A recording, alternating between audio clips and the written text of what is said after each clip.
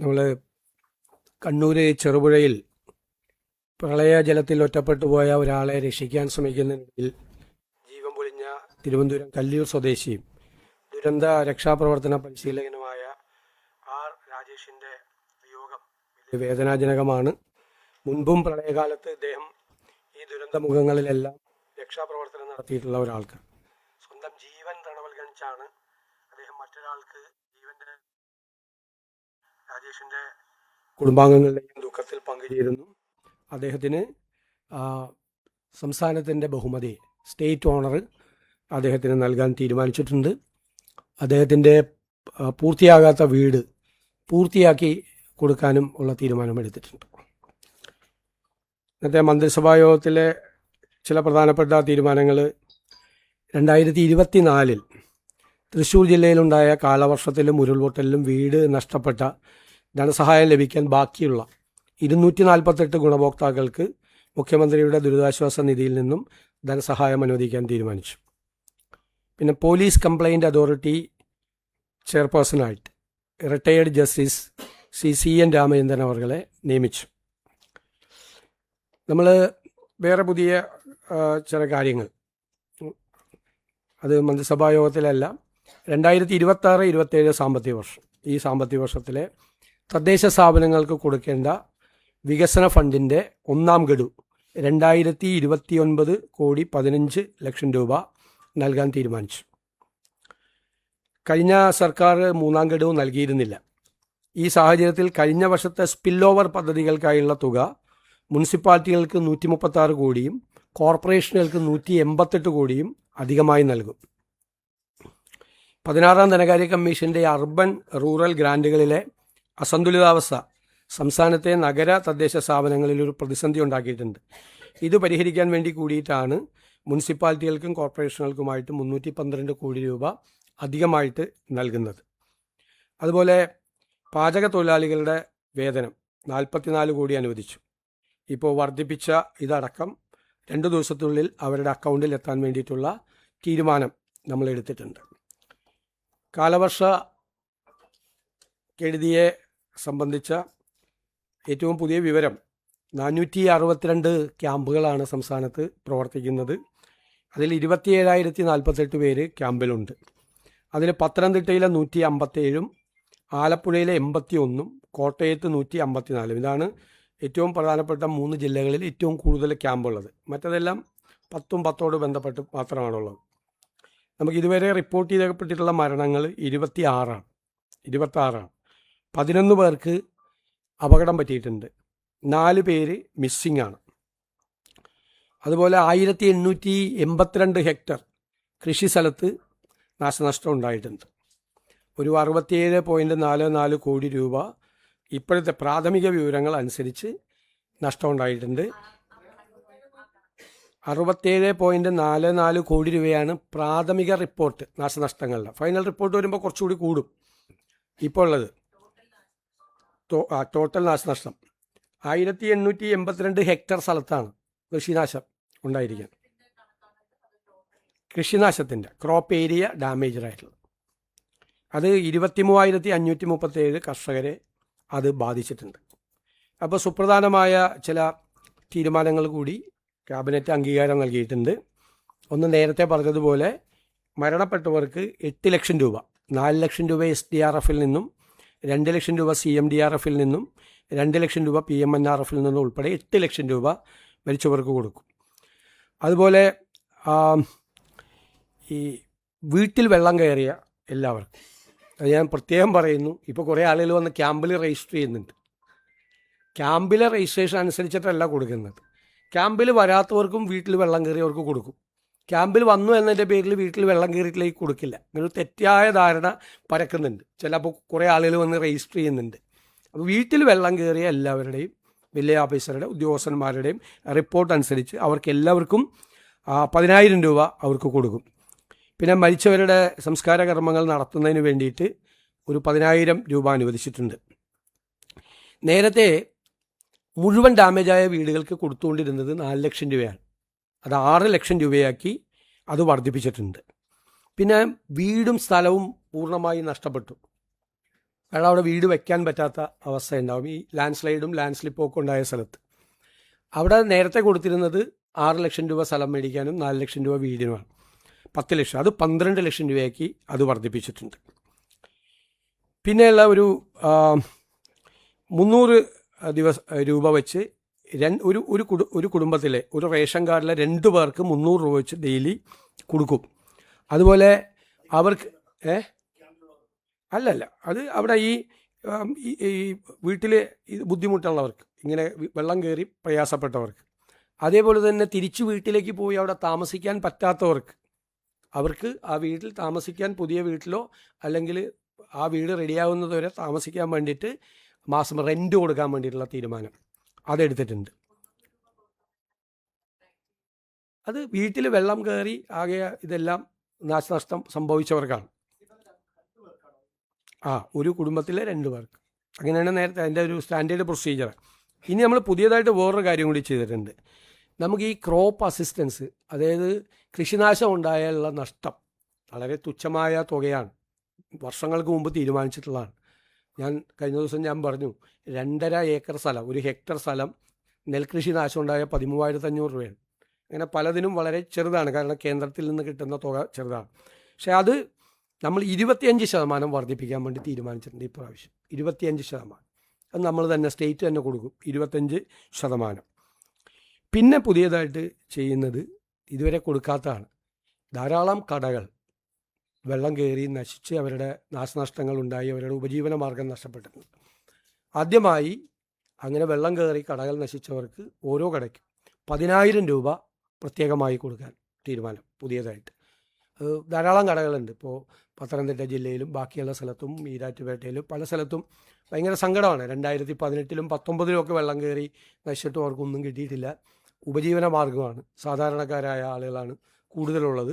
അതൊരു പുതിയ തീരുമാനമാണ്. ഇതിനു മുമ്പ് അതുണ്ടായിരുന്നില്ല. പുതിയ തീരുമാനം, ഒരു 10,000 രൂപ കൂടി അവർക്ക് ഓരോരുത്തർക്കും കൊടുക്കാനുള്ള തീരുമാനം എടുത്തിട്ടുണ്ട്. പിന്നീട് ഈ MSMEകൾക്ക്, മൈക്രോ സ്മോൾ ആൻഡ് മീഡിയം എൻ്റർപ്രൈസസിന് ഉജ്ജീവന സോഫ്റ്റ് ലോൺ സ്കീം അത് നമ്മൾ നടപ്പാക്കും. അതിൻ്റെ ഭാഗമായിട്ട്, അതായത് SMEകൾക്കുണ്ട്, ട്രേഡ് നടത്തുന്നവർക്കുണ്ട്, ഇൻഡസ്ട്രിയൽ എൻ്റർപ്രൈസസിനുണ്ട്, അപ്രൂവ്ഡ് ആയിട്ടുള്ള ഹോം സ്റ്റേകൾക്കുണ്ട്, പിന്നെ ഈ പ്രളയം ബാധിച്ച ക്ഷീര കർഷകർക്കുണ്ട്, കിസാൻ കാർഡ് ഹോൾഡേഴ്സിനുണ്ട്, പിന്നെ ഈ പക്ഷികളെ, ഈ താറാവിനെയൊക്കെ വളർത്തുന്ന പോലുള്ള ഇത് വളർത്തുന്നവർക്കുണ്ട്, തേനീച്ച കർഷകർക്കുണ്ട്, ടൂറിസ്റ്റ് വെഹിക്കിളിൻ്റെ ഓണേഴ്സ് ഉണ്ട്, അതുപോലെ കൊമേഴ്സ്യൽ വെഹിക്കിളിൻ്റെ ഓണേഴ്സ് നാശനഷ്ടം ഉണ്ടായാൽ അവർക്കെല്ലാമാണ് ഈ സോഫ്റ്റ് ബാങ്ക് ലോൺസ് കൊടുക്കുന്നത്. അത് നമ്മൾ ഒരു 12 ലക്ഷം രൂപ വരെ ആണ് ഈ ലോൺ നമ്മൾ ബാങ്കുകളുമായിട്ട് അറേഞ്ച് ചെയ്യുന്നത്. അപ്പോൾ ഒരു 3 സ്കീമാണ് അതിൻ്റെ അകത്തുള്ളത്. ഒന്ന്, 12 ലക്ഷം രൂപ വരെ കൊടുക്കുമ്പോൾ 25% ലോൺ എമൗണ്ടോ അല്ലെങ്കിൽ 3 ലക്ഷം രൂപയോ, ഏതാണ് ചെറുത്? 12 ലക്ഷം രൂപ ഉണ്ടെങ്കിൽ 3 ലക്ഷം രൂപ, അല്ലെങ്കിൽ 25% ലോൺ എമൗണ്ട്. ഏതാണ് ചെറുതെന്ന് പറഞ്ഞാൽ അത് മാർജിൻ മണിയായിട്ട് ഗവൺമെൻറ് ബാങ്കിലേക്ക് കൊടുക്കും, 3 ലക്ഷം രൂപ. ഇനി ചിലർക്ക് അതല്ല വേണ്ടത്, അവർക്ക് ഓപ്ഷനാണ്. മാർജിൻ മണി വേണ്ടെങ്കിൽ 5 കൊല്ലത്തേക്ക് അവരുടെ ഈ ലോണിൻ്റെ 9% പലിശ സർക്കാർ ബാങ്കിലേക്ക് നൽകും. അതാണ് ആ സോഫ്റ്റ് ലോൺ സ്കീം എന്ന് പറയുന്നത്. മൂന്നാമത്, ഇതിൻ്റെ തൊട്ട് മുമ്പ് ലോൺ എടുത്തു, ലോൺ എടുത്തിട്ട് അടയ്ക്കാൻ പറ്റുന്നില്ല. അപ്പോൾ അവർക്ക് കൂടി ഈ 9% ആ പലിശ 5 വർഷത്തേക്ക് കൊടുക്കാൻ. ഇങ്ങനെ ഒരു 3 തീരുമാനം അതുമായിട്ട് ബന്ധപ്പെട്ട്, സോഫ്റ്റ് ലോണുമായിട്ട് ബന്ധപ്പെട്ട് എടുത്താൽ. തീരപ്രദേശത്ത് വലിയ നാശം ഉണ്ടായിട്ടുണ്ട്.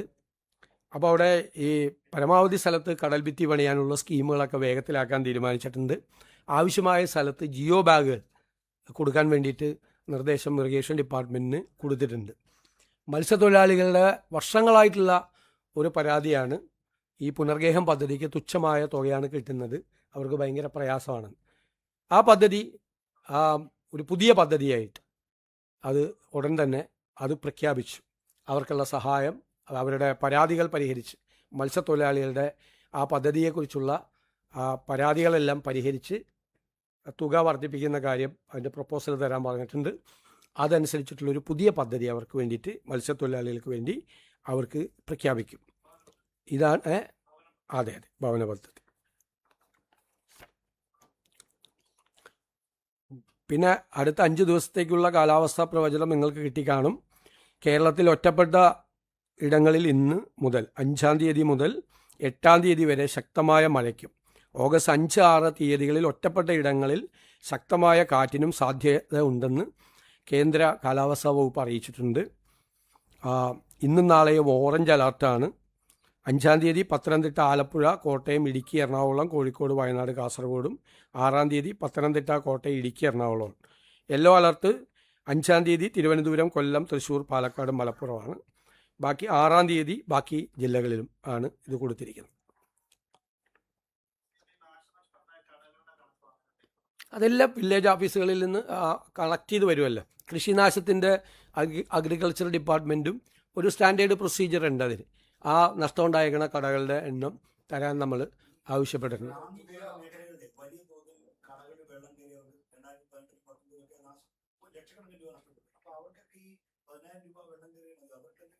നമ്മൾ അതൊന്ന് ഇപ്പോൾ വീട്ടിൽ വെള്ളം കയറിയവർക്ക് അതൊന്ന് ക്ലീൻ ചെയ്ത് അതൊന്ന് തുടങ്ങാൻ വേണ്ടിയിട്ടുള്ളതാണ്.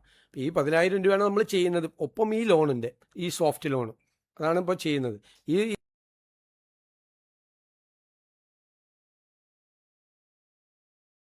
ഇതിലാണ് ചെറിയ കടക്കാർ തൊട്ടുണ്ട് മീഡിയം. ഞാനതാണ് പറയാൻ പോകുന്നത്. ഞാനൊരു വളരെ പ്രധാനപ്പെട്ട പദ്ധതി നമ്മുടെ ബജറ്റിൽ പ്രഖ്യാപിച്ചതുപോലെ ഇന്ത്യക്ക് മോഡലായ ഒരു ഡിസാസ്റ്റർ മാനേജ്മെൻറ്റ് റെസീലിയൻസ് പ്രോഗ്രാം കേരളത്തിൽ നടപ്പാക്കും. അതിൽ ക്ലൈമറ്റ് പ്രഡിക്ഷന് ഏറ്റവും ആധുനികമായ സങ്കേതങ്ങൾ, ലോകത്തുള്ള ഏറ്റവും ആധുനികമായ സങ്കേതങ്ങൾ ഉപയോഗിക്കും. ക്ലൈമറ്റ് പ്രഡിക്ഷൻ അതിൻ്റെ വാർണിംഗ് സിസ്റ്റം ഇഫക്റ്റീവ് ആക്കും. പിന്നെ ഫ്ലഡ് മാപ്പിംഗ്, ഈ പറയുന്ന പ്രോണായിട്ടുള്ള ഏരിയ, അപകട സാധ്യതയുള്ള സ്ഥലങ്ങളിലെല്ലാം ഫ്ലഡ് മാപ്പിംഗ് നടത്തി അത് നേരത്തെ പ്രഖ്യാപിച്ച ഫലപ്രദമായ ഏറ്റവും ഇഫക്റ്റീവായിട്ടുള്ളൊരു ഡിസാസ്റ്റർ മാനേജ്മെൻറ്റ് റെസീലിയൻസ് സിസ്റ്റം കൊണ്ടുവരും. അതിൻ്റെ ഭാഗമായിട്ട് ഡാമുകളിലെ മണൽ മാറ്റും. കാരണം ഡാമുകളിൽ നന്നായി മണലും ചെളി അടിഞ്ഞിട്ടുണ്ട്. അപ്പോൾ നല്ല മഴ കുറച്ച് നിരന്തരമായി പെയ്തു കഴിഞ്ഞാൽ ആ ഡാമുകൾ നിറഞ്ഞു കവിയുന്ന സ്ഥിതി വരും. ഇപ്പം മഴ പെയ്യായിരുന്നത് കൊണ്ടാണ് നമ്മളൊരു 50%, 52% ആയിട്ട് ഡാമിലെ ജലശേഖരം നിൽക്കുന്നത്. അപ്പോൾ ഡാമിലെ ഡീസിൽറ്റ് ചെയ്യും. അതോടൊപ്പം നദികളിൽ 2018 അടിഞ്ഞിരിക്കുന്ന മണ്ണാണ് ഈ പ്രശ്നം. മണ്ണും ചെളിയുമാണ്. മണ്ണും ചെളിയും വേസ്റ്റും ഒക്കെ കെട്ടിക്കിടക്കുകയാണ്. നമുക്ക് പലതരത്തിൽ അത് ബാധിക്കുന്നുണ്ട്. കാരണം നമ്മുടെ ആരോഗ്യത്തെ ബാധിക്കുന്നുണ്ട്. മാത്രമല്ല ചെറിയ മഴ പെയ്താൽ അപ്പം തന്നെ ഫ്ലഡഡ് ആവുകയാണ്. അപ്പോൾ ഇത് റിമൂവ് ചെയ്യാൻ വേണ്ടിയിട്ടുള്ള സ്കീം റവന്യൂ ഡിപ്പാർട്ട്മെൻറ്റും ജലസേചന വകുപ്പും കൂടി ആവിഷ്കരിക്കാൻ പറഞ്ഞിട്ടുണ്ട്. ഈ മഴ മാറിക്കഴിഞ്ഞാൽ ഇമ്മീഡിയറ്റ് ആയിട്ട് ഇത് അടുത്ത വർഷം ഇത് വരാൻ വേണ്ടി കാത്തിരിക്കാതെ, നമ്മളിപ്പോൾ റൂം ഫോർ റിവർ എന്നും പറഞ്ഞിട്ട് നടന്നില്ലല്ലോ. അപ്പോൾ അത് വളരെ വ്യക്തമായിട്ട് ഈ നദികളിലെ ഈ മണലടിഞ്ഞിരിക്കുന്നത് മാറ്റാൻ വേണ്ടിയിട്ടുള്ളത് ചെയ്യും. അത് നീക്കുമ്പോൾ തന്നെ നമുക്കൊരു 50-60% പ്രശ്നങ്ങൾക്ക് പരിഹാരം ഉണ്ടാവും. ഡാമുകളിലെ മണൽ ഡീസിൽറ്റ് ചെയ്യുമ്പോഴും ഈ പുഴയിലെ മണൽ നീക്കുകയും ചെയ്യുമ്പോഴേക്കും വലിയ വ്യത്യാസം ഉണ്ടാവും.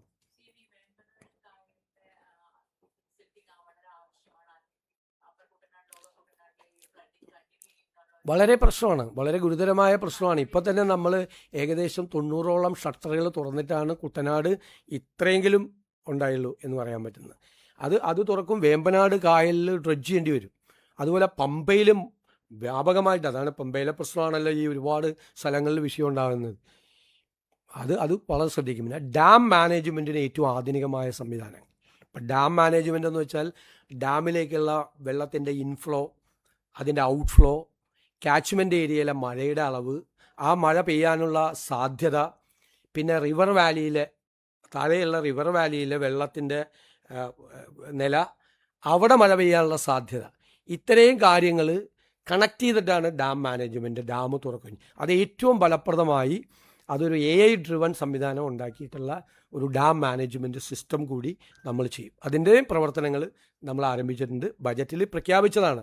കാരണം നമ്മൾ പ്രതിപക്ഷത്തിരിക്കുമ്പോൾ തന്നെ ഇൻ്റർ ഗവൺമെൻറ് പാനൽ ഓഫ് ക്ലൈമറ്റ് ചേഞ്ചിൻ്റെ റിപ്പോർട്ടും അതിനുമ്പോൾ നാസ അനാലിസിസും നമ്മൾ നിയമസഭയിൽ കൊണ്ടുവന്നാണ്. ഇതിൻ്റെ ഗുരുതരാവസ്ഥ മനസ്സിലാക്കിയിട്ട് അത് മനസ്സിലാക്കിയതുകൊണ്ടാണ് കേരളം ഒരു വളരെ ശ്രദ്ധിക്കേണ്ട, ഇന്ത്യയിൽ തന്നെ ഏറ്റവും ശ്രദ്ധിക്കേണ്ട ഒരു പ്രധാനപ്പെട്ട സ്ഥലമാണ്.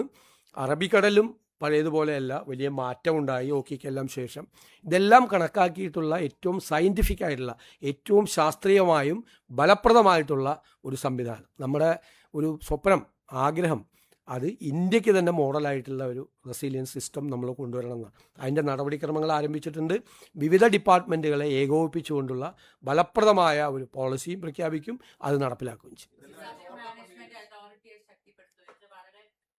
അല്ല, സ്വാഭാവികമായിട്ട് അത് ഡിസാസ്റ്റർ മാനേജ്മെൻറ്റ് റെസിലിയൻ സെൻറ്റർ എന്ന് പറഞ്ഞാൽ ഏറ്റവും മോഡേൺ ആക്കുവാണ്. ഇപ്പോഴുള്ളത് പോരല്ലോ, നമുക്ക് കുറേ കൂടി ഇമ്പ്രൂവ് ചെയ്ത് കുറേ കൂടെ ബെറ്ററാക്കി ലോകത്ത് അവൈലബിൾ ആയിട്ടുള്ള എല്ലാ സാധ്യതകളും പരിശോധിച്ച് ചെയ്യുകയാണ്. നല്ലൊരു ടീം അതിനുവേണ്ടി വർക്ക് ചെയ്യും. നല്ലൊരു ടീം, ഒരുപാട് പ്രഗത്ഭരായ ആളുകൾ അതിന് സന്നദ്ധരായിട്ട് വന്നിട്ടുണ്ട്. അവർ പല സ്ഥലം, ഇപ്പോൾ ക്ലൈമറ്റ് പ്രഡിക്ഷനിൽ വലിയ നല്ല പ്രിസിഷനുള്ള ആളുകൾ, കൃത്യമുള്ള ആളുകൾ, പിന്നെ ഡിസാസ്റ്റർ മാനേജ്മെൻറ്റിലെ എക്സ്പേർട്ടുകൾ തുടങ്ങിയ സ്ഥലത്ത് പല സംസ്ഥാനങ്ങളും കുറേ അഡ്വാൻസ് ചെയ്തു. ഇപ്പോൾ ഒറീസയൊക്കെ നമുക്ക് ഓർമ്മയില്ല, 78 സൈക്ലോൺ ഉണ്ടായപ്പോൾ 1.5 ലക്ഷം പേര് മരിച്ചെന്നാണ് പറഞ്ഞത്. എത്ര പേര് മരിച്ചെന്നൊരു കണക്കുണ്ടായിരുന്നു. പക്ഷെ അവർക്ക് ഒരു 2-3 കൊല്ലം മുമ്പ് ഒരു സൈക്ലോൺ ഉണ്ടായപ്പോൾ അവരുടെ കാഷ്വാലിറ്റി 2 കുറയ്ക്കാൻ പറ്റി. ഒറീസ പോലുള്ളൊരു പിന്നോക്കം നിൽക്കുന്ന സംസ്ഥാനം പോലും ഇക്കാര്യത്തിൽ വളരെ മുന്നോട്ട് പോയി. നമുക്ക് മുന്നോട്ട് പോകാൻ കഴിഞ്ഞിട്ടില്ല. അപ്പോൾ അത് അല്ല ആ കാലത്ത് ഇന്ത്യയിലെ ഏറ്റവും ബാക്ക്വേർഡ് സ്റ്റേറ്റുകളിൽ ഒന്നായിരുന്നു അവർ, ഇല്ലേ?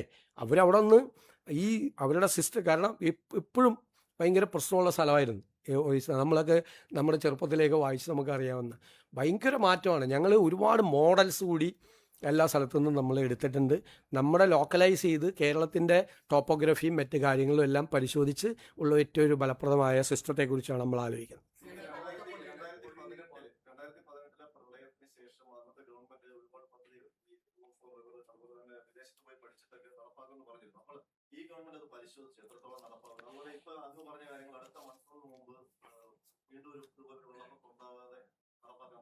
അല്ല, നമുക്കത് ചെയ്തേ മതിയാവൂ.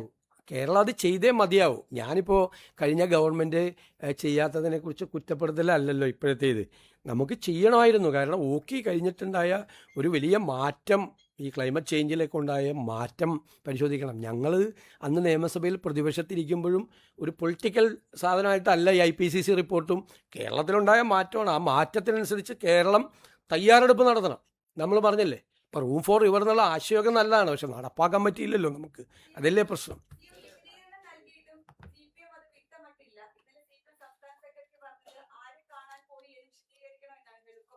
അതൊക്കെ ഞാൻ കൃത്യമായിട്ട് പറഞ്ഞതാണ്. ഇനി അതിനേക്കാൾ കൂടുതൽ പറയാനൊന്നുമില്ല എനിക്ക്. ഞാൻ കഴിഞ്ഞ പ്രാവശ്യം സംസാരിച്ചതാണ്. നിങ്ങളിപ്പോൾ ഈ വിഷയവുമായിട്ട് ബന്ധപ്പെട്ട്, ഈ ഫ്ലഡുമായിട്ട് ബന്ധപ്പെട്ട് എന്തെങ്കിലും ഉണ്ടെങ്കിൽ ബാക്കി, എന്നിട്ട് വേറെ വിഷയത്തിലേക്ക് കിടക്കാം പ്ലീസ്. ഒരാൾ ചോദിക്കും. അങ്ങ് ചോദിക്കും.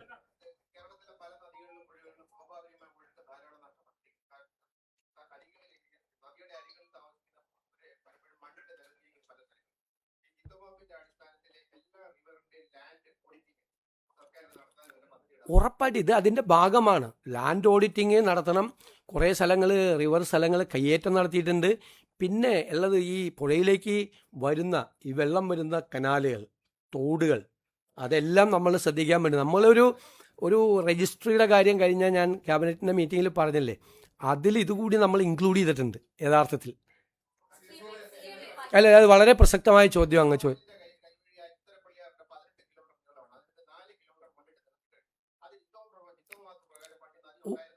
ഉറപ്പായിട്ട് അത് പരിശോധിക്കും. പുഴയെ പൂർവ്വസ്ഥിതിയിലാക്കിയില്ലെങ്കിൽ നമുക്ക് അപകടമാണ്. നമ്മൾ ഫ്ലഡ് മാപ്പിംഗ് ഉൾപ്പെടെയുള്ള നടത്തുമ്പോൾ ഇത് പരിശോധിക്കുകയും ചെയ്യും. ഞങ്ങളത് ആ അസറ്റ് രജിസ്റ്റർ ഉണ്ടാകുന്ന സമയത്ത് നമ്മുടെ ഏറ്റവും പ്രത്യേകതകളല്ലേ, നദികൾ, തടാകങ്ങൾ, അതുപോലുള്ള കൈവഴികൾ, കനാലുകൾ, ഇതൊക്കെ വലിയ ഇതാണ്. അത് നമുക്ക് ചെയ്യാം.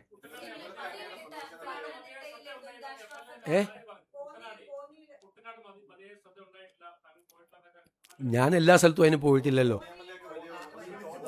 അതെന്താണെന്നറിയാമോ, ഞാൻ ആറന്മുളയിലും ഏറ്റവും കൂടുതൽ രൂക്ഷമായ പ്രശ്നമുണ്ടായ ആറന്മുളയിലും അതുപോലെ റാന്നിയിലും ഏറ്റവും കൂടുതൽ ക്യാമ്പുകളുള്ള തിരുവല്ലയിലാണ് പോയത്.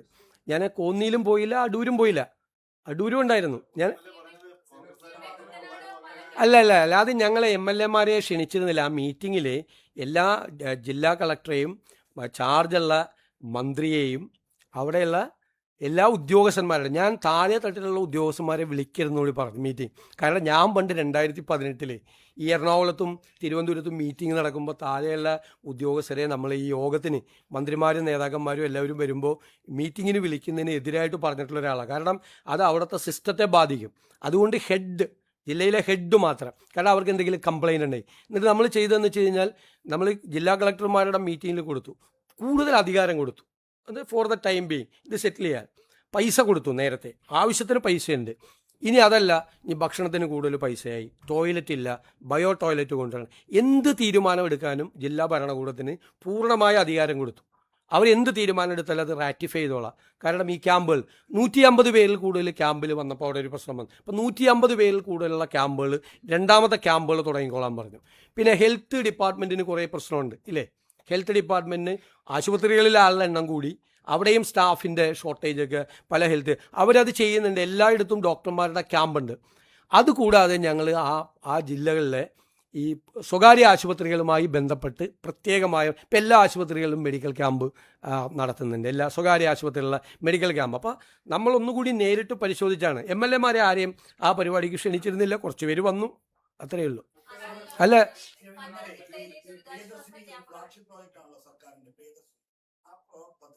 അല്ല ഇതൊന്ന് തീർത്തോട്ടെ, ഇത് ഫ്ലഡ് ഒന്ന് തീർത്തോട്ടെ.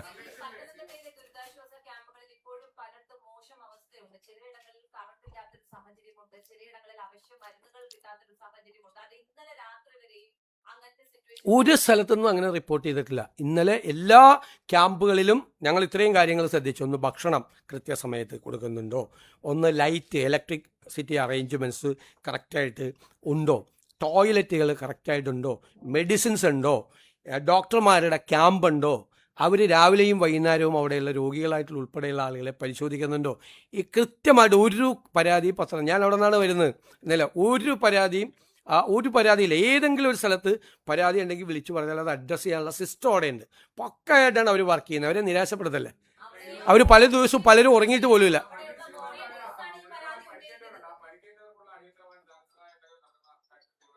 ഇമ്മീഡിയറ്റ് ആയിട്ട് കൊടുക്കും, എല്ലാം ഡിസ്പോസ് ചെയ്യും. മാത്രമല്ല, ഇപ്പോൾ സർക്കാർ ആശുപത്രി ഇല്ലാത്ത സ്ഥലത്താണ് സ്വകാര്യ ആശുപത്രിയിലേക്ക് കൊണ്ടുപോയിക്കോ. ഗുരുതരാവസ്ഥയിലുള്ള ആളെ ഇനി കോട്ടയത്തേക്കോ പത്തനംതിട്ടയിൽ നിന്ന് അല്ലെങ്കിൽ ഒരു ജില്ലയിൽ നിന്ന് വേറെ ജില്ലയിലേക്ക് ഏറ്റവും നല്ല ആശുപത്രിയിൽ കൊണ്ടുപോയിക്കോ. ആ സ്വകാര്യ ആശുപത്രിയിലെ ബില്ലാണെങ്കിൽ പോലും അത് തീർത്തോളാം എന്ന് പറഞ്ഞിട്ടുണ്ട്. അതിനൊക്കെ ക്ലിയർ ആയിട്ടുള്ള ഡയറക്ഷൻ കൊടുത്തിട്ടുണ്ട്. നേരിട്ട് തന്നെ മീറ്റിങ്ങിലും കൊടുത്തു, ഞാൻ നേരിട്ട് പോയും കൊടുത്തു.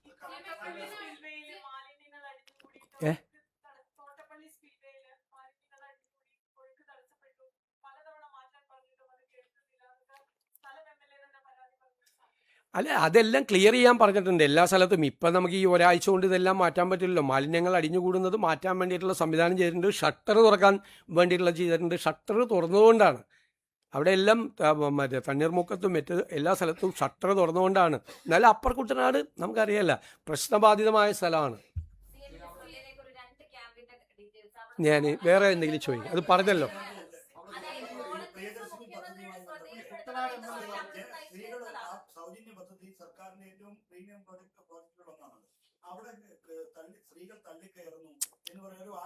ഞാനത് മന്ത്രി അതിനെക്കുറിച്ച് വിശദീകരണം നൽകി. അദ്ദേഹം തെറ്റുപറ്റിയിരുന്നതിൽ ഖേദവും പ്രകടിപ്പിച്ചു. ഇനി അത് വിവാദമാക്കേണ്ട ആവശ്യമില്ല.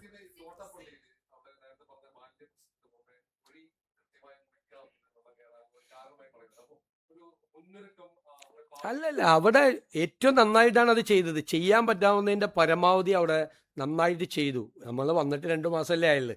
2 മാസം ഞങ്ങൾ വന്ന ഉടനെ തന്നെ പ്രീ മൺസൂൺ മീറ്റിംഗ് എല്ലാം വിളിച്ചു കൂട്ടി. ജില്ലാ കളക്ടർമാരോട് നോക്കാം, ഹൈവേ കുറിച്ച് പേടിയുണ്ടായിരുന്നു.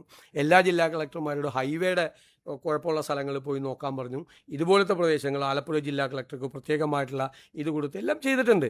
ഇനി അത് എന്തെങ്കിലും കറക്റ്റ് ചെയ്യണമെങ്കിൽ അത് കറക്റ്റ് ചെയ്യും.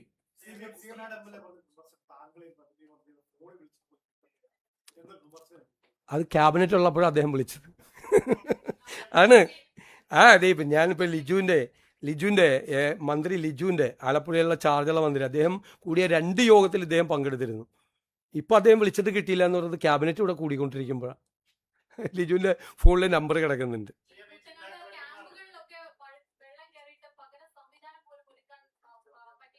എവിടെ? എല്ലാ സ്ഥലത്തും ഒരുക്കിയിട്ടുണ്ട്. എല്ലാ സ്ഥലത്തും പലകര സംവിധാനം. ഒന്നുമില്ല, പകരം എം എൽ എക്ക് തന്നെ ചെയ്യാമല്ലോ. എം എൽ എക്ക് തന്നെ ഉണ്ട് അവിടെ ജില്ലാ കളക്ടർ കൊടുക്കും.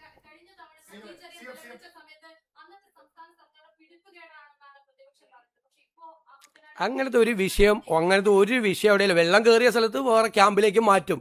ഞാൻ പറഞ്ഞല്ലോ 150 പേര്, അതൊന്നും ഒരിക്കലും ഉണ്ടായില്ല. 1500 പേരുടെ ക്യാമ്പ് പോലെ ഇവിടെ ഉണ്ടായിട്ടുണ്ട്. ഇപ്പോൾ പറഞ്ഞിരിക്കുന്നത് 150 പേരിൽ ക്യാമ്പ് കൂടിക്കഴിഞ്ഞാൽ അപ്പോൾ അവിടെ അടുത്ത സ്ഥലത്തേക്ക് ക്യാമ്പ് തുടങ്ങാൻ വേണ്ടിയിട്ട് പറഞ്ഞിരിക്കുകയാണ്. എത്ര രൂപ ചിലവായാലും ഒരു ഇതില്ലാന്ന് ജില്ലാ ഭരണകൂടത്തിൽ അവിടെ ചാർജുള്ള മന്ത്രി 2 പ്രാവശ്യം വിളിച്ചു. ഇപ്പോൾ 3ാമത്തെ മീറ്റിംഗ് ഇന്ന് രാവിലെ നടന്നുകൊണ്ടിരിക്കുകയാണ്. ചാർജുള്ള മന്ത്രി എവിടെ പരാതി പറഞ്ഞാൽ കുട്ടനാട് MLA അതിൽ പങ്കെടുക്കുന്നുണ്ട്. ആദ്യത്തെ 2 മീറ്റിങ്ങിലും കുട്ടനാട് MLA പങ്കെടുത്തിട്ടുണ്ട്. ഓരോ യോഗം നടക്കുന്നത് പരാതി തീർക്കാൻ വേണ്ടിയിട്ടാണ്.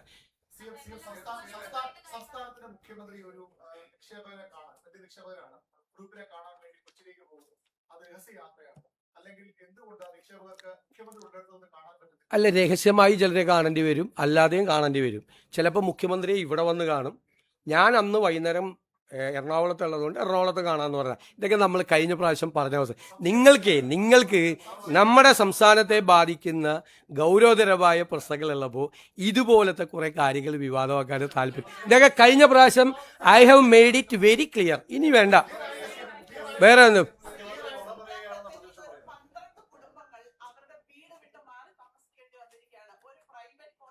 എവിടെയാണ്? ആ,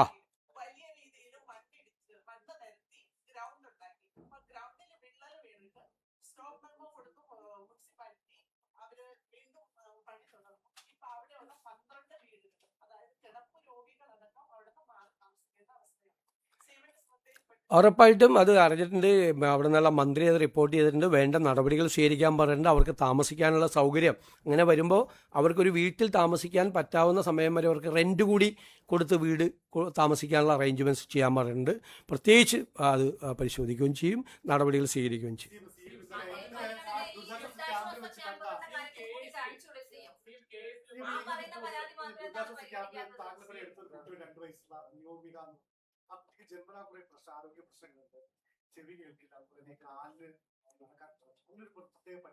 തീർച്ചയായിട്ടും അങ്ങനത്തെ ഏത് കേസ് നമ്മൾ വന്നു കഴിഞ്ഞാലും പരിശോധിക്കും. ഇന്നലെ അതുപോലെ കഴിഞ്ഞ 2018 പ്രളയത്തിൽ 7 കടകൾ നഷ്ടപ്പെട്ട് പിന്നീട് വലിയ ക്യാൻസർ രോഗിയായി മാറി ആയ എബിയുടെ കഥ മാധ്യമങ്ങൾ തന്നെ പ്രസിദ്ധീകരിച്ചു. അദ്ദേഹം എന്നെ കാണാൻ വന്നിരുന്നു.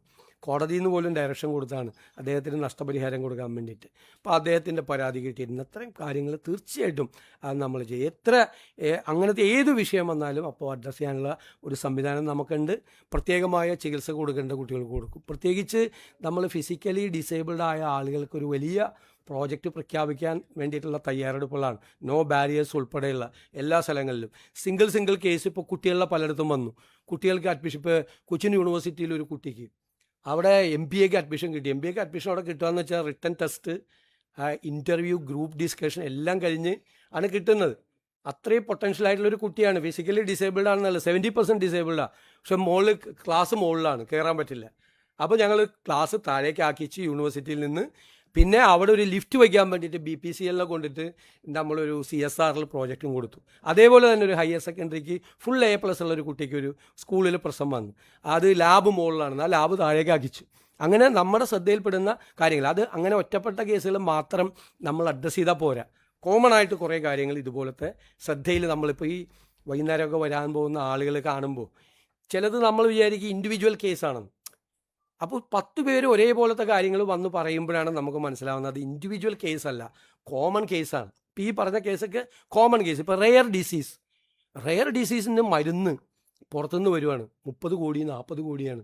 എങ്ങനെ ഏത് കുടുംബത്തിന് പറ്റും വരുന്നത്? അപ്പം നമ്മളതിന് പുറത്തുനിന്ന് മരുന്ന് കൊണ്ടുവരാൻ പറ്റുമോ? അപ്പോൾ അതിൻ്റെ 10-1 ചിലവാക്കി മാറ്റാൻ പറ്റും. അപ്പോൾ ഇത് സിംഗിൾ കേസല്ല. ചിലപ്പോൾ അതേപോലത്തെ ഒരേപോലത്തെ കേസുകൾ വരുമ്പോൾ അതൊരു കോമൺ മാറ്ററാണ്. അപ്പം നമ്മുടെ ഓഫീസിൽ നമ്മൾ CMOയിൽ അത്തരം കാര്യങ്ങൾ പരിശോധിക്കാൻ വേണ്ടിയിട്ട് ഒന്നിലധികം കേസുകൾ കോമൺ കേസായിട്ട് കേരളത്തിൻ്റെ വിവിധ ഭാഗങ്ങളിൽ നിന്ന് ഇത് ഞാനൊരു ഉദാഹരണം പറഞ്ഞാൽ അത് പരിശോധിച്ചിട്ട് അതിൽ ഇടപെടാൻ വേണ്ടിയിട്ടും അതിൽ നടപടിയെടുക്കാൻ വേണ്ടിയുള്ള കാര്യം ചെയ്യും. അതായത് നമ്മൾ ഈ പെറ്റീഷൻ മേടിച്ച് വയ്ക്കുക, പെറ്റീഷൻ എടുത്ത് വയ്ക്കുക, നോക്കാമെന്ന് പറയുക എന്നല്ല.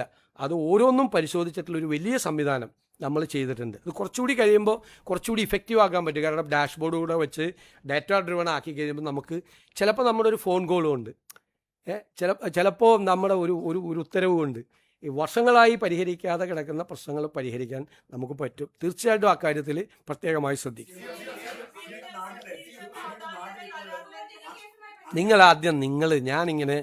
ഞാൻ പ്ലീസ് നിങ്ങളൊന്ന് പറയാം. തീർച്ചയായിട്ടും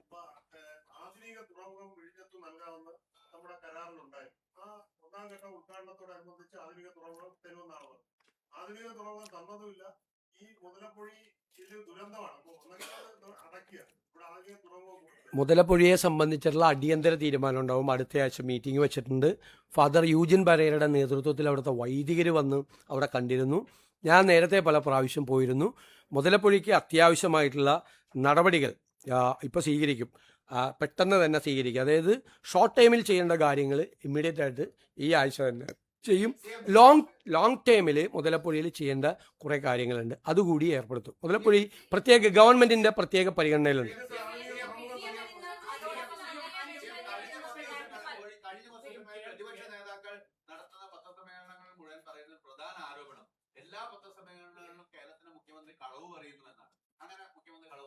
അത് കഴിഞ്ഞ തെരഞ്ഞെടുപ്പിന് മുമ്പ് 6 മാസക്കാലം എനിക്കെതിരെ നടത്തിയ ക്യാമ്പയിൻ എന്തായിരുന്നു? 6 മാസം. അവർക്കെന്തോ അവിടെ എന്തോ ഒരു പ്രശ്നം ഉണ്ടായി AK സെൻ്ററിൽ അവർക്കെതിരെ. അപ്പോൾ ഞാൻ പറഞ്ഞു അവരെ മാറ്റരുതെന്ന് പറഞ്ഞു. കാരണം അവരാണ് എനിക്ക് വേണ്ടിയിട്ട് ക്യാമ്പയിൻ നടത്തിക്കൊണ്ടിരിക്കുന്നത്. ആ ക്യാമ്പയിൻ ഇലക്ഷൻ കഴിഞ്ഞിട്ടും തുടർന്നുകൊണ്ടിരിക്കുകയാണ്. സോഷ്യൽ മീഡിയയിലും മറ്റു കാര്യങ്ങളിലും അവർ തുടരട്ടെ.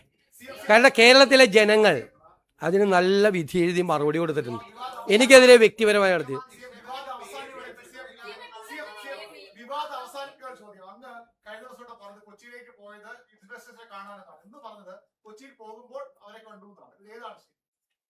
ഞാൻ വളരെ ക്ലിയർ ആയിട്ട് പറഞ്ഞാണ്. ഇനി no I have made it very clear. ഇനി ഒന്നുമില്ല പറഞ്ഞു.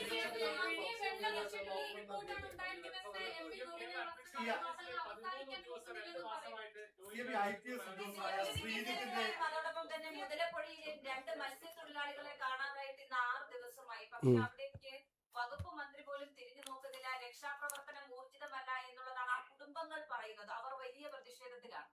അവിടെ തിരച്ചിലിനായിട്ട് മറൈൻ എൻഫോഴ്സ്മെന്റ്, കോസ്റ്റ് ഗാർഡ് സംവിധാനങ്ങൾ ഉപയോഗിച്ച് തെരച്ചിൽ നടത്തിക്കൊണ്ടിരിക്കുകയാണ്.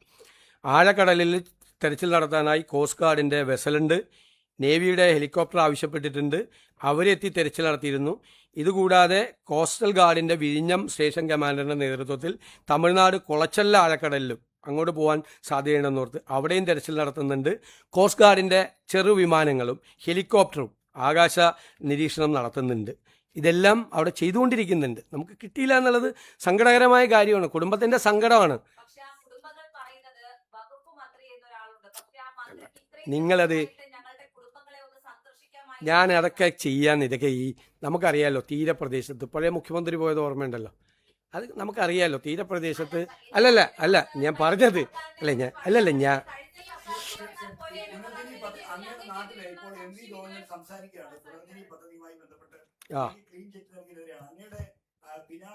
അതിന്റെ ഫയലിന്റെ പുനർജനിത്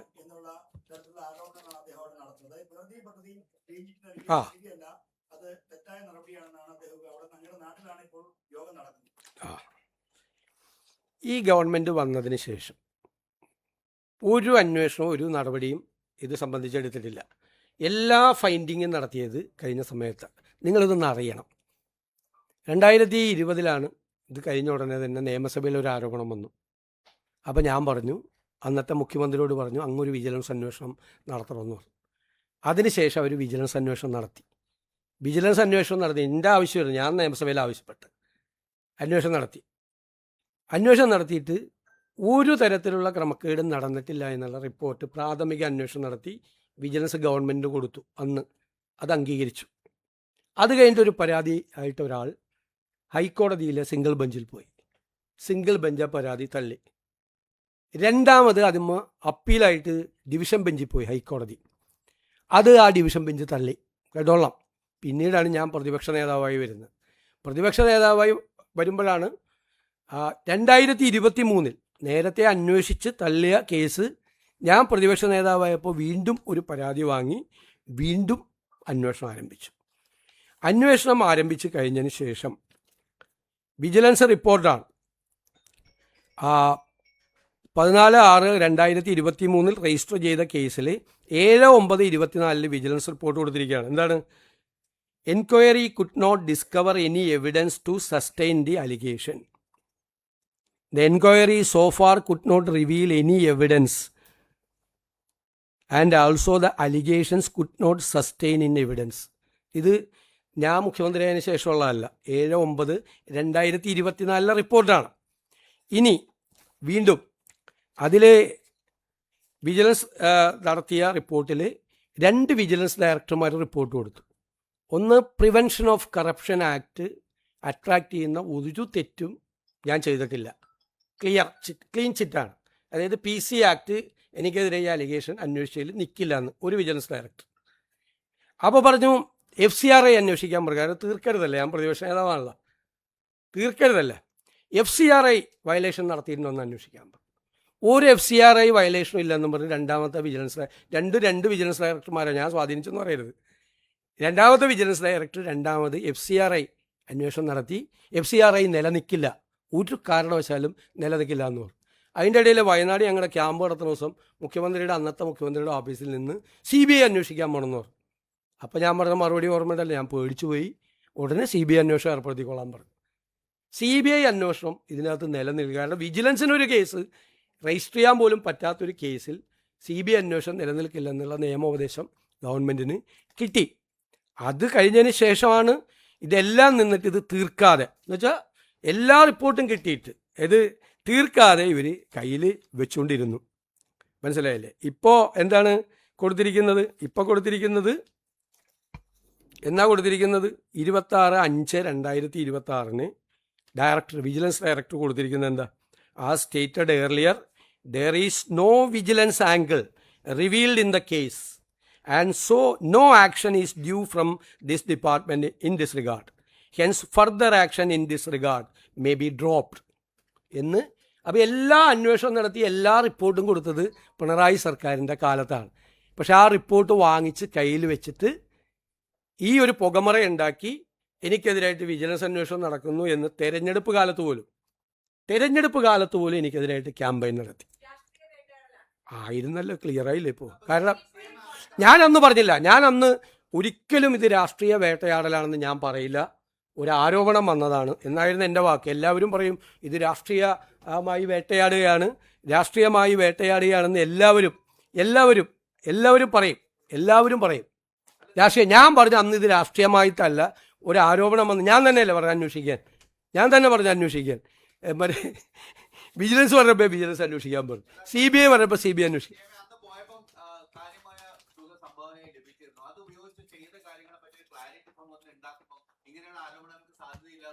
അതൊക്കെ അവിടെ നിയോജകമണ്ഡലത്തിലെ ജനങ്ങൾക്ക് കൃത്യമായിട്ട് അറിയാം. വിജിലൻസിന് കംപ്ലീറ്റ് റിപ്പോർട്ട് കൊടുത്തിട്ടുണ്ട്. ഇത് കേട്ടോ, അവിടെ എത്ര വീട് വെച്ചിട്ടുണ്ട്, ആ വീടിലെ അഡ്രസ്സ്, അവരുടെ അഡ്രസ്സ്, എത്ര വീട് വെച്ചിട്ടുണ്ട്, എത്ര പേർക്ക് അവിടെ ധനസഹായം കൊടുത്തിട്ടുണ്ട്. ഈ കടക്കാർക്കൊന്നും കഴിഞ്ഞ പ്രാവശ്യം 2018 ഒന്നും കൊടുത്തില്ല. ഞാൻ 1600 കടകൾക്കാണ് അവിടെ നഷ്ടപരിഹാരം കൊടുത്തത്. കാലിത്തീറ്റ വരെ കൊടുത്തു, 50 ടൺ കാലിത്തീറ്റ വരെ കൊടുത്തു. അത് ഓരോ സ്പോൺസർഷിപ്പാണ്. ഈ പുനർജനിക്ക് ഇവിടെ മോഡൽ എന്ന് പറയുന്നത്, ഞാനതുകൊണ്ടാണ് അന്ന് ധൈര്യമായിട്ട് അസംബ്ലി പറഞ്ഞത് ഇത് നല്ല മോഡലാണെന്ന്. അന്വേഷണം നടത്തുന്ന ഉദ്യോഗസ്ഥന്മാരെ അപ്രീഷിയേറ്റ് ചെയ്യും, കാരണം ഞങ്ങൾക്ക് ഒരു അക്കൗണ്ടും ഇല്ല. ഉദാഹരണത്തിന് വീട് വയ്ക്കാൻ ഒരാൾ വന്നാൽ നമ്മൾ ബെനഫിഷ്യറിയെ പറഞ്ഞു കൊടുക്കും, അവർക്ക് വീട് വെച്ച് കൊടുക്കുക. അല്ലെങ്കിൽ ഞങ്ങൾ ലോക്കൽ കോൺട്രാക്ടേഴ്സിൻ്റെ പാനലുണ്ട്, അവർക്ക് ആദ്യം 2 ലക്ഷം രൂപ കൊടുക്കും, അപ്പോൾ അവർ പണിയും. അത് നമ്മൾ റിപ്പോർട്ട് ചെയ്യുമ്പോൾ അടുത്ത 2 ലക്ഷം രൂപ കൊടുക്കും, പിന്നെ ബാക്കി പൈസ കൊടുക്കും. അങ്ങനെയാണ് വീട് പണി പൂർത്തിയാക്കുന്നത്. ഇപ്പോൾ തയ്യൽ മെഷീൻ കൊടുക്കാൻ വേണ്ടിയിട്ട് ചെയ്തതെന്ന് വെച്ച് കഴിഞ്ഞാൽ ഒരു കമ്പനിയായിട്ട് ഞങ്ങൾ ധാരണ ഉണ്ടാക്കി. അവർ പറഞ്ഞു ഇത് ഫ്ലഡിൻ്റെ റിലീഫാണ്, 100 തയ്യൽ മെഷീൻ ഞങ്ങൾക്ക് പൈസ തന്നാൽ ഞങ്ങൾ 110 എണ്ണം കൊടുക്കാമെന്ന്. അപ്പോൾ പല സ്ഥാപനങ്ങളും വന്ന്, റോട്ടറി ക്ലബ്ബുകൾ ഉൾപ്പെടെ സ്ഥാപനങ്ങൾ വന്ന് 100 എണ്ണത്തിൻ്റെ പൈസ അവിടെ അടയ്ക്കും കമ്പനിയിൽ. ഞങ്ങൾ ബെനഫിഷ്യറീസിൻ്റെ ലിസ്റ്റ് കാണിക്കും. എന്നിട്ട് ഈ ഡോണറിൻ്റെ സാന്നിധ്യത്തിൽ ഈ 110 പേർക്ക് ഞങ്ങളിത് കൊടുക്കും. അങ്ങനെയാണ് 1200 പേർക്ക് തയ്യൽ മെഷീൻ നഷ്ടപ്പെട്ടവർക്ക് എല്ലാവർക്കും കൊടുത്തു, കൃഷിനാശം സംഭവിച്ചവർക്ക് കൊടുത്തു. ഇനിയിപ്പോൾ ഞാൻ പറയുന്നത് എൻ്റെ അനുഭവം അതാണ്.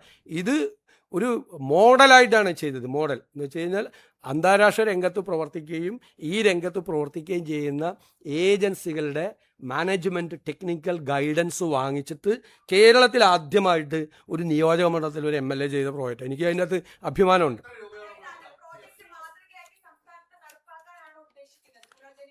അല്ലല്ല, നമ്മളിപ്പോൾ വൺ കേരള മിഷൻ നമ്മൾ ഡിക്ലെയർ ചെയ്തിട്ടുണ്ട്. ഇതൊക്കെ നമ്മുടെ അനുഭവത്തിൽ നിന്ന് ചെയ്താണ് ബജറ്റിൽ, വെറുതെ ഒരു ഇതല്ല.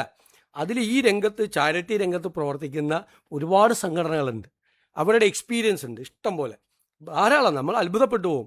ഓരോ രംഗത്ത് പ്രവർത്തിക്കുന്ന, ഓരോ ഫീൽഡിൽ പ്രവർത്തിക്കുന്ന അവരെല്ലാം കൂടി അസോസിയേറ്റ് ചെയ്തുകൊണ്ട് നമ്മളൊരു കോർപ്പസ് ഉണ്ടാക്കിക്കൊണ്ട് ചെയ്യും. അതിൽ ഞങ്ങൾ ഡിക്ലെയർ ചെയ്തേക്കുന്ന 2 കാര്യമാണ്.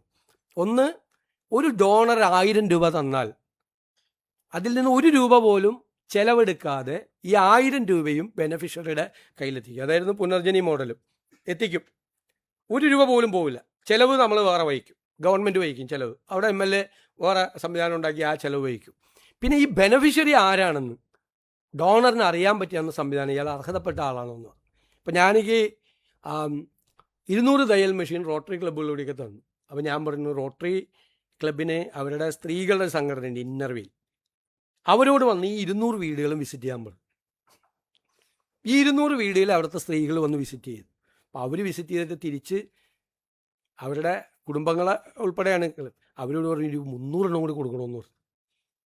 കാരണം അത്ര നന്നായിട്ടാണ് ചെയ്തിരിക്കുന്നത്. അപ്പോൾ അവർ 300 എണ്ണം കൂടി തന്നു. ഇതോരോ മോഡലാണ്. ഇപ്പോൾ 2 കാര്യമാണ് ഇത്തരം കാര്യങ്ങൾ ചെയ്യുമ്പോൾ ചെയ്യുന്നത്. ഒന്ന്, ഒരു ഡോണറും തരുന്ന പൈസയുടെ 1 രൂപ കുറയരുത്. 2, ബെനഫിഷ്യറിയെ സെലക്ട് ചെയ്യും. ഞാൻ എങ്ങനെ ബെനഫിഷ്യറിയെ സെലക്ട് ചെയ്ത്, ഒരു മാനേജ്മെൻറ്റ് സ്കൂളുണ്ട്, കോളേജ് കളമശ്ശേരിയിൽ, XIME സേവിയേഴ്സിൻ്റെയാണ്. അവിടുത്തെ 200ഓളം സ്റ്റുഡൻസ്, MPA സ്റ്റുഡൻസും അവിടുത്തെ അധ്യാപകരും വന്ന് സർവേ നടത്തിയിട്ടാണ്, ആ സർവേയുടെ റിസൾട്ട് വെച്ചിട്ടാണ് ഇത് ചെയ്തത്. ഇപ്പോൾ കടകൾക്ക് വിതരണം നടത്തിയപ്പോൾ അതിൻ്റെ കൂടെ വ്യാപാരി വ്യവസായി സംഘടനകളുടെ ലെറ്റർ കൂടി വാങ്ങിച്ചു. അപ്പം നമ്മൾ പിന്നെ ഞങ്ങളുടെ ഒരു ടീം വിസിറ്റ് ചെയ്ത് നോക്കി. അങ്ങനെ 2-3 മാർഗങ്ങളിലൂടെ നമ്മൾ ആരെങ്കിലും തരുന്ന പൈസ പറ്റിക്കരുതല്ലോ മറ്റൊരു തട്ടിപ്പിച്ചു കൊണ്ടുവരും. അങ്ങനെയുള്ള നിങ്ങളൊന്ന് പഠിക്കുക, ആ സ്കീമൊന്ന് പഠിക്കുക. നിങ്ങളെന്നിട്ട് എഴുതുക അതിനെ പറ്റിയൊക്കെ. എൻ്റെ പേര് പറയണ്ട.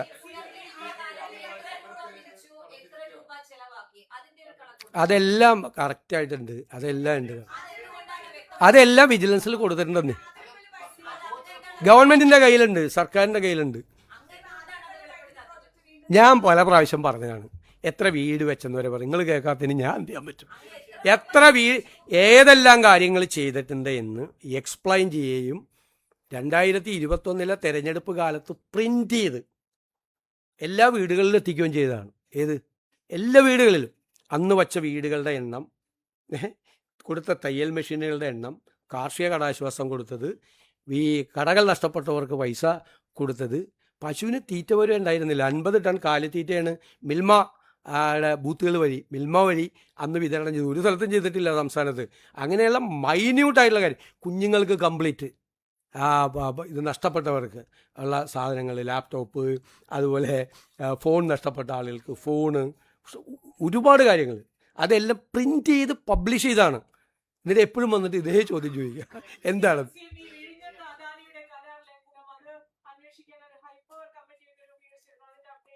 അവർ തരും, അവർ റിപ്പോർട്ട് തരും. അത് ഹൈപ്പവർ കമ്മിറ്റി രൂപീകരിച്ചതല്ല, ഓൾറെഡി അവിടെ ഉള്ളതാണ് ഹൈപ്പവർ കമ്മിറ്റി, ചീഫ് സെക്രട്ടറി ഇതായിട്ടുള്ളത്. അവരത് പഠിച്ച് ചെയ്യും. മാത്രമല്ല അതിൻ്റെ അത് 2 ആസ്പെക്റ്റ് ഉണ്ട്. ഒന്ന്, സ്ട്രാറ്റജിക് ആയിട്ടുള്ള കാര്യങ്ങൾ അനുമതി കൊടുക്കേണ്ടത്, സെക്യൂരിറ്റി ആസ്പെക്റ്റിൽ കൊടുക്കേണ്ടത് കേന്ദ്ര ഗവൺമെൻറ്റാണ്. അതൊക്കെ കിട്ടി ധൃതി പിടിക്കേണ്ട ആവശ്യമില്ലല്ലോ. നമ്മളെല്ലാം പരിശോധിച്ച്, ഞാൻ പറഞ്ഞല്ലോ, സ്റ്റേറ്റിൻ്റെ ഇൻട്രസ്റ്റ് ഒരു ദോഷവും വരാതെ എന്താണ് ചെയ്യാൻ പറ്റുന്നതെന്നാണ് നമ്മൾ പറഞ്ഞിരിക്കുന്നത്.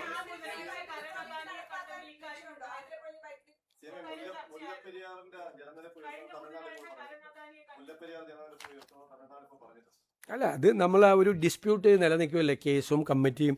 നമ്മൾ അതിൽ നമ്മുടെ എക്സ്പേർട്ട് കമ്മിറ്റി മെമ്പറെ നമ്മൾ നിയമിക്കുന്നത് ഉൾപ്പെടെ തമിഴ്നാട് ഗവൺമെൻറ്റുമായിട്ട് ചർച്ച ഉൾപ്പെടെയുള്ള കാര്യങ്ങൾ നമ്മളുണ്ട്. ഉദ്യോഗസ്ഥ തലത്തിൽ ചർച്ച നടക്കുന്നുണ്ട്. മുഖ്യമന്ത്രി തലത്തിൽ കൂടിയുള്ള ചർച്ചയെക്കുറിച്ച് ഞങ്ങൾ ഗൗരവമായിട്ട് ആലോചിക്കുന്നുണ്ട്. തീർച്ചയായിട്ടും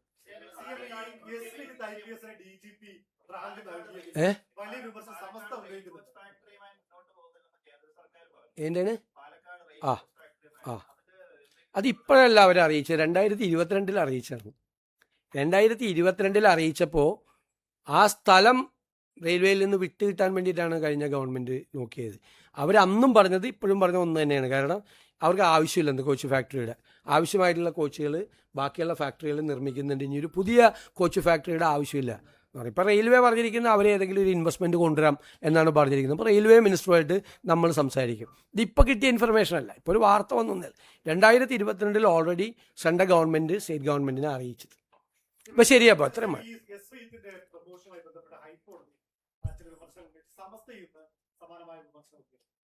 അതല്ല, നമ്മുടെ മുമ്പിൽ ഒരു വേക്കൻസി വരുമ്പോൾ നമ്മൾ ചെയ്യേണ്ട നടപടിക്രമം പൂർത്തിയാക്കിയാണ് ചെയ്തിട്ടുള്ളത്. ഹൈക്കോടതിക്ക് അതിൻ്റെ അകത്ത് എന്ത് തീരുമാനം വേണമെങ്കിലും എടുക്കാം. ഹൈക്കോടതി എന്ത് തീരുമാനം വേണമെങ്കിലും എടുക്കാം. നമ്മുടെ മുമ്പിൽ അദ്ദേഹത്തിനെതിരായിട്ട് വിജിലൻസ് കേസ് ഇല്ലല്ലോ. വിജിലൻസ് കേസ് വന്നേക്കും എന്ന് പറഞ്ഞുകൊണ്ട് നമ്മൾ ഒരാളുടെ പ്രൊമോഷൻ തടയണെന്തിന്? ഒരാളുടെ പ്രൊമോഷൻ തടയണെന്ന്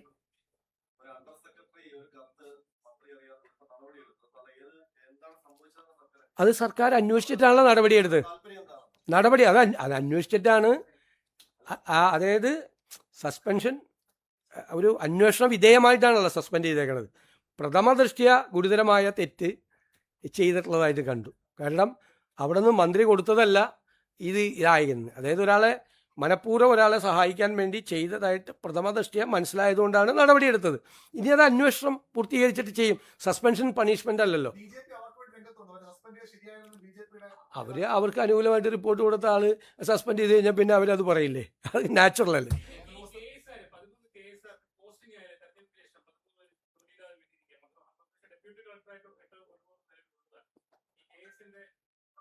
പോസ്റ്റ് ഇല്ലാത്ത സമയത്ത് ചെയ്താണ്. നമുക്ക് നോക്കാം, ഞങ്ങളത് പരിശോധിക്കാം. അവരെ വഴിയാധാരാക്കാൻ പറ്റില്ലല്ലോ. അതൊക്കെ ചെയ്ത ഒരുപാട് ക്രമക്കേടുകൾ ഇത്തരം കാര്യങ്ങളിൽ നടന്നിട്ടുണ്ട്. ഇതേണ് നിങ്ങൾ ശബരിമല നെയ്യിനെ പറ്റിയും ചോദിച്ചില്ല, മറ്റേ PSC ക്രമക്കേടിനെ പറ്റി ഒന്നും ചോദിച്ചില്ല. അല്ല, ഞാൻ ശ്രദ്ധിക്കേണ്ടത്